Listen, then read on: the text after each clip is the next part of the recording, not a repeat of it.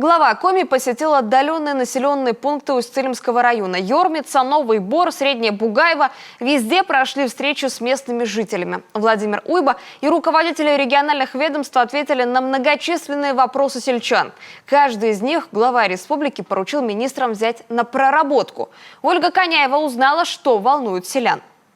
Во второй день пребывания в Усть-Илимском районе глава Коми посетил самые отдаленные населенные пункты. Йормица в 200 километрах от райцентра. В составе села несколько деревень на левом берегу Печоры.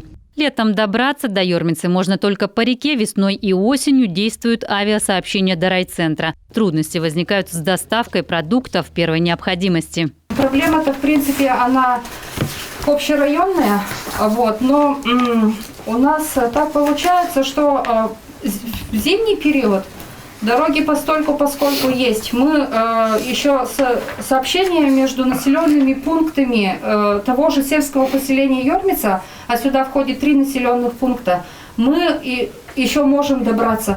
Владимир Уйба встретился с сельчанами. Темы для обсуждения разные. В ноябре 2020-го вступили в действие новые ГОСТы по обустройству и содержанию зимников, в связи с чем необходимо дополнительное финансирование дорожных работ. Актуален для местных властей и другой вопрос – как законно использовать природные ресурсы на нужды муниципалитетов. Хотим мы, например, сделать ограду где-то там, вроде хорошее дело, на кладбище. Для этого нам нужны жерди. Мы не можем эти жерди напилить и привести, так сказать, дело для дела. Потому что мы по другую сторону попадаем. Уже лескос нас будет наказывать.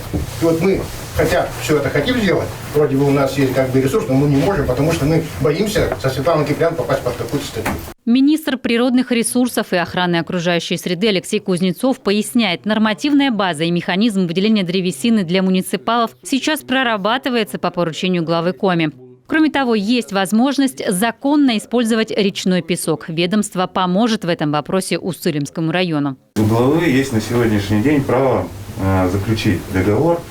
Только единственный вопрос – это будет песок на муниципальные нужды. Никому вы его продавать не можете. У нас уже сегодня прошел всю стадию. Это заняло 2 месяца. Да. У нас по просьбе, если знаете, Александр Николаевич Попов обратился как депутат, он курирует. И мы вот на этом поселке обыграли всю схему. То есть сегодня они уже технику поставили, и песок в этом плане забирают. Образовательные учреждения отдаленных поселений практически готовы к учебному году. В этом убедился глава Коми. В школе поселка Новый Бор 1 сентября ждут 62 учащихся из Йормицы, Харьяги и Медвежки. Учреждения освежают классы, коридоры, устраняют замечания Роспотребнадзора, заключили договор на установку тревожной кнопки. В перспективе нужен ремонт системы отопления, канализации, замена оконных блоков. Владимир Уйба предложил властям района провести финансовые расчеты по необходимым работам и предоставить не позднее августа перед версткой бюджета на следующий год. Образование, как и здравоохранение – приоритетные отрасли для правительства Коми. В этом году на школы и сады были выделены дополнительные средства. 500 миллионов допом, тем 255, которые у нас были предусмотрены, то есть всего там 755 миллионов мы на этот год предусмотрели для проведения ремонтов. Значит, дальше мы деньги выделяем муниципалитетам. Значит, в Усть-Илиму мы выделили 10 с копейками. 200 плюс почти 5 миллионов на антитеррористическую безопасность. 15 миллионов вы выделили на муниципалитет Усть-Илима. Дальше муниципалитет распределяет эти средства сам. В селе Среднее Бугаево глава Коми не в первый раз. Знакомство с населенным пунктом случилось во время весеннего половодья 2020 года. Тогда сильно пострадала местная школа-сад. По окнам в воде, стены на подпорках. Таким увидел учреждение Владимир Уйба. Здание и без того было не новое. Тем временем здесь обучаются 25 детей.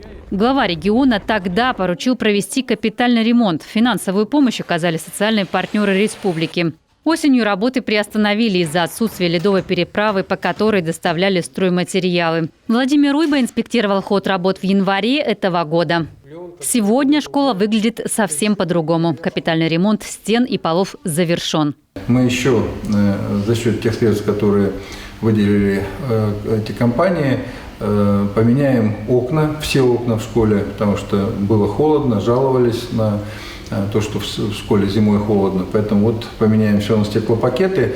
До 1 сентября школа будет полностью готова вот в таком уже отремонтированном виде. В соответствии со стратегической программой до 2025 года в Среднем Бугаево будет построена новая школа, отметил Владимир Уйба. Ольга Коняева, телеканал Юрган.